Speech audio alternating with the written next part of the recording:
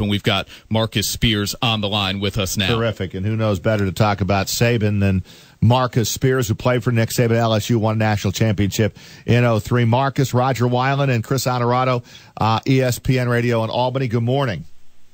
Good morning, fellas. How's it going, man? Good, Marcus. Appreciate a few minutes. So let me ask you this. React to Coach Saban, who was on the national stage yesterday saying not enough time to prepare, only 7 games. And his quote was, think about the players, not what's convenient for media or TV. Have you ever heard him go down that road before? Nah, but I think it's interesting that Nick would say that because they've had a month off when everybody else has been playing that they competing against. But with that being said, I think the tougher deal is for Georgia coming from California. And I get it. You want more time, but I think you get to a point during the year, especially now, where you start to overlap. That's why we've had all of these conversations about if we should go to 6 or 8 and people want to see more teams. But I get it from the standpoint of players' recovery and making sure that they're fine. But that's a part of it. It's a short week because you travel. But with that being said, you got to get it done. And I know some TV was mentioned in there. I know he talked about some things about that's why he said it should be about the players. But it's been this way, guys.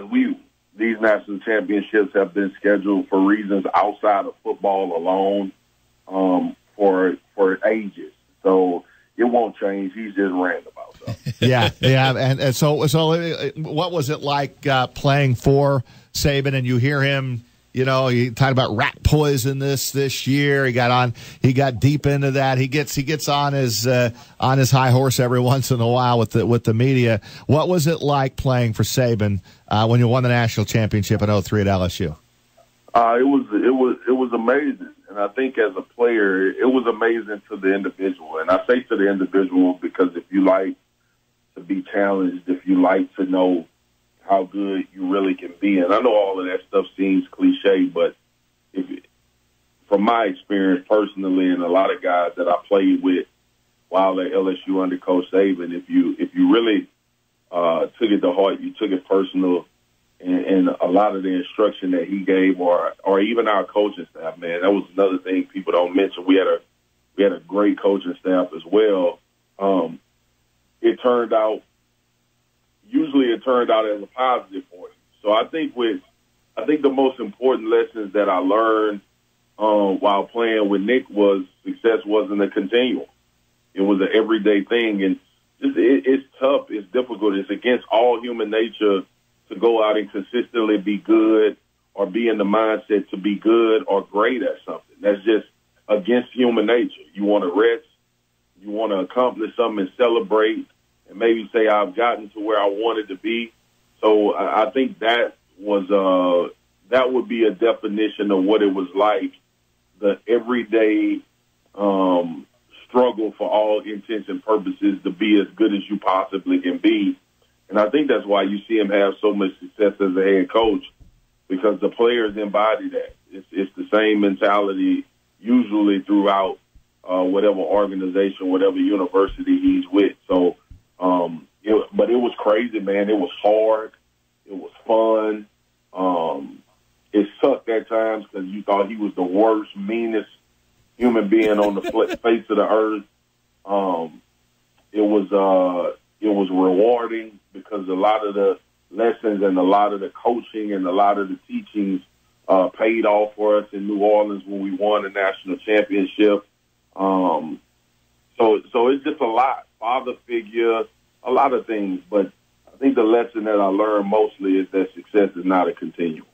Marcus Spears, ESPN college football analyst. Of course, you see him on the SEC Network co-hosting Thinking Out Loud alongside a Bama guy as we get you ready here for the national championship game Monday night. And Marcus was also a first-round pick by the Cowboys. Marcus, we've had Marty Smith on the show, and he's a guy who gets as close to these coaches as anybody in the business.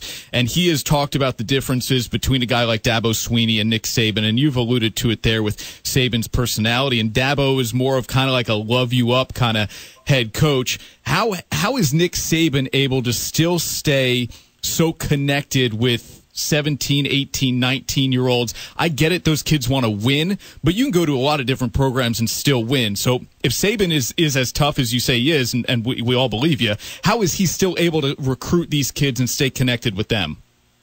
Because being tough doesn't mean you don't have personality. It doesn't mean that you don't connect. It's just the way you go about trying to get a job accomplished. Coach Saban is a cool dude. The perception of him, I always likened him to Terrell Owens. And if you guys think about it for a second, T.O. publicly was known as a bad teammate, a guy that's dysfunctional, caused a lot of riff in the locker room. I played with T.O. for 3 years. Probably top 5 greatest teammate I've ever played with. Wow. And I think if you were to poll most of the guys, majority of the guys that played with T.O., the sentiment would be the same. With Coach Saban, on a personal level, man, Coach listens to hip-hop, he listens to jazz, he listens to country, he listens to, like, he has culture. He has the ability to connect. It's not just a bunch of guys around him and around the organization that's keeping him up to speed on what's going on. And I think, but I also think it's a part of his process. I also think he's identified a long time ago that there are things that's going to be important to 15, 16, 17-year-olds in 2017 that are a lot different than 16, 17-year-olds in 2001, and has tried to stay ahead of that curve. But this whole public persona of him being a hard tail and him being one of the guys that has no personality, it's all football, it's just not true. If you ever were to get a chance to get personal moments, if you ever would get a chance where it wasn't a football setting and there was people just hanging out, you would see a totally different side. But the only problem with that is most people, that's either us in the media on television or on radio, we only catch them when we talking about some game, or we talking about them preparing for the season, or we talking about some issue that they might have had at Alabama. But, Coach, it doesn't seem like he ever turns off football, but there's a really, really cool side to Nick Saban that a lot of people just don't get to experience because they're not around him in those settings. Kirby Smart, former defensive coordinator under Saban. Alabama is coaching Georgia.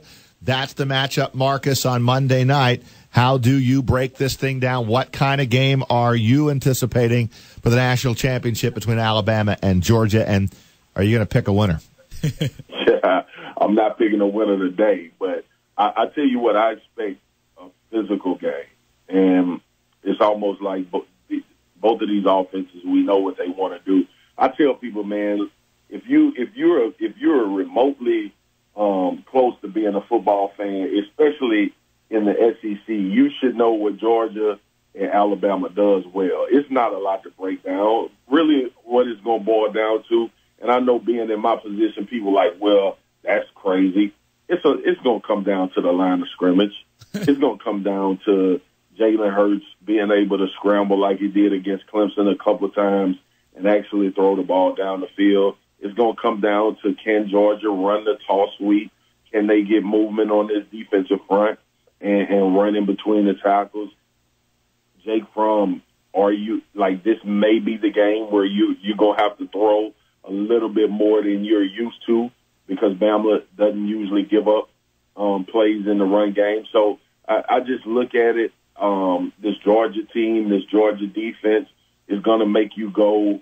They're going to make you go the long, hard way. They probably just defended against the best offense in the country. Alabama is not going to present half the problems that Oklahoma presented. The only difference is the players are probably bigger. They're probably more physical. They have a better stable of running backs, even though Anderson was very good for Oklahoma. They're going to consistently try to continue to run the football. So it's a different type of game plan for Georgia, a different type of game plan for Alabama. But I think both of these game plans run right into both of these teams' wheelhouses.